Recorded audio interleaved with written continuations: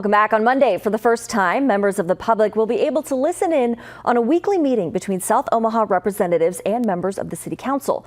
The meetings were arranged to give a voice to that part of town while Councilman Vinny Palermo sits in jail. New tonight, 6 News' Joe Harris has the details, including what topics they plan on discussing.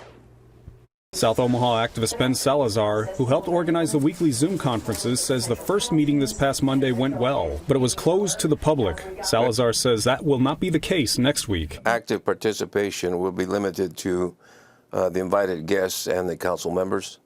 We're trying to keep some control on it, but it'll be open to the viewing public. And they've made the invitation to the conference available to all. The weekly meetings have been set up because the man who officially represents District 4 on the city council, Vinny Palermo, remains in jail awaiting his trial. He and 3 other men have been indicted on federal charges, including fraud and corruption. He can be removed from office if he's absent from council meetings for 3 consecutive calendar months. That would be in late July. And members of his district say that's too long to go without having representation at the council. Unlike this past Monday, South Omaha representatives will be addressing items that are on Tuesday's agenda.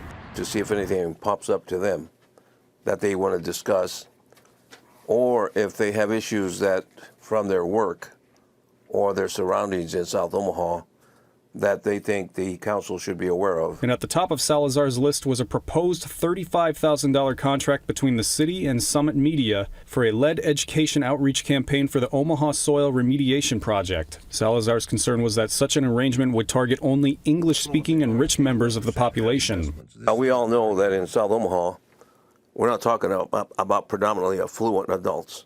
We're talking about low and moderate income families and people. Steve Zivney, who's with the city's lead hazard control program, says there are still a number of yards in South Omaha that need to be sampled and more that need to be cleaned up. He says they have ongoing education campaigns working with Spanish-speaking media outlets like El Perico, Radio Lobo, and the Mundo Latino Network. After the issue was raised, the proposed resolution was removed from the agenda. No one has been able to explain why. Salazar says that's why this task force exists, so District 4 can ask questions and bring its concerns to the council. On your side in South Omaha, Joe Harris, 6 News.